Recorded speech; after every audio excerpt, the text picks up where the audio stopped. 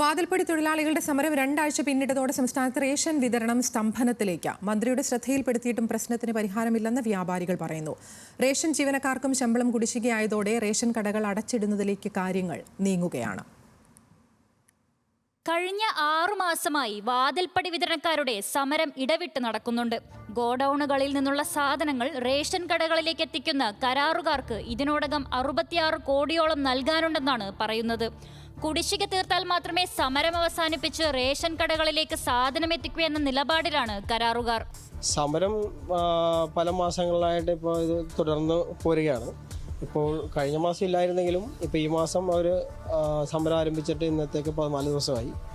ഇതുമൂലം ഈ മാസം നമുക്ക് റേഷൻ വിതരണത്തിനുള്ള അരി സാധനങ്ങളൊന്നും കിട്ടിയിട്ടില്ല.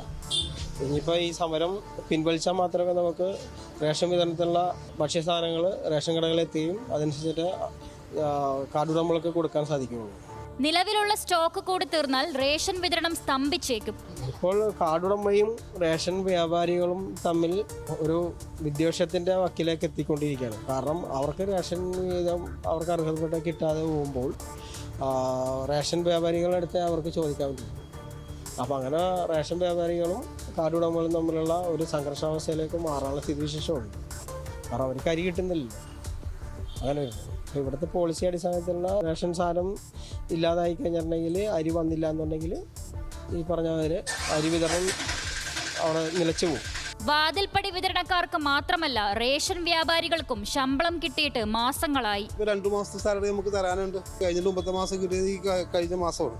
അപ്പോൾ എങ്ങനെ വന്നാലും ഇപ്പോൾ സെപ്റ്റംബർ ഒക്ടോബർ മാസത്തെ കാശ് നമുക്ക് കിട്ടാനുണ്ട്. ഞങ്ങളുടെ സംസ്ഥാന നേതാക്കന്മാരെല്ലാവരും തന്നെ മന്ത്രിക്ക് നിവേദനം കൊടുക്കുകയും അത് മാറ്റി കൊടുക്കണമെന്നും കാശ് കൊടുക്കണമെന്നും ഇപ്പം ഭക്ഷ്യവകുപ്പ് ക്യാഷിന് വേണ്ട സമ്മർദ്ദം ചെലുത്തി കഴിഞ്ഞിട്ടുണ്ടെങ്കിൽ ധനകാര്യ വകുപ്പ് ബില്ല് പാസ്സാക്കാനുള്ള കാലതാമസമാണ് വരുന്നതാണ് നമുക്ക് മനസ്സിലാക്കാൻ കഴിഞ്ഞിട്ടുള്ളത്. ഇതെന്താണ് എന്നുള്ള വിഷയം വസ്തുതാപരമായിട്ട് നമുക്ക് അറിയാനും പാടില്ല. പരിഹാരങ്ങൾ ഉണ്ടായിട്ടും മൗനം തന്നെ ഭൂഷണം. നിലവിൽ വേണമെങ്കിൽ ഇത് NFSA ഗോഡൌൺ വേണമെങ്കിൽ ഒഴിവാക്കുമെന്നും സർക്കാർ പറയുന്നുണ്ട്. അത് നേരിട്ട് FCA ഇങ്ങോട്ട് കൊണ്ടുവരാനുള്ള ഒരു സംവിധാനം ഉണ്ടാക്കുമെന്ന് പറയാനുണ്ട്. അപ്പോൾ അങ്ങനെയാണെങ്കിൽ ഒരു കരാറ് ഭാഗം അങ്ങോട്ട് മാറി കിട്ടും, നേരിട്ട് ഇവിടെ വരും. അങ്ങനെയാണ് നമ്മുടെ കടയിലേക്ക് വരികയാണെങ്കിൽ നേരിട്ട് FCA എന്ന സാധനം വരികയാണെങ്കിൽ ഒരു ഭാഗം മാറിക്കഴിഞ്ഞിട്ടുണ്ടെങ്കിൽ ഇത്ര ഒരു സാമ്പത്തിക ബാധ്യത സർക്കാരിന് ഉണ്ടാവില്ല എന്നുള്ളത് വസ്തുതയാണ്. ഇതെന്താണോ ചെയ്യാത്തതെന്ന് നമുക്കറിയില്ല. ചെയ്യുമെന്നാണ് സർക്കാർ ഇപ്പോഴും പറഞ്ഞിരിക്കുന്നത്. സാമ്പത്തിക പ്രതിസന്ധിയുടെ പേരിൽ ശമ്പളം മുടങ്ങുന്നതിനൊപ്പം റേഷൻ ജീവനക്കാരുടേതുൾപ്പെടെ സാധാരണക്കാരുടെ അന്നം മുട്ടുന്ന ഗതികേടാണ് തുടരുന്നത്. താൽക്കാലികമായെങ്കിലും പരിഹാരം കണ്ടെത്തിയില്ലെങ്കിൽ ഉടൻ തന്നെ റേഷൻ വിതരണം താറുമാറാകും. ന്യൂസ് മലയാളം, കൊച്ചി.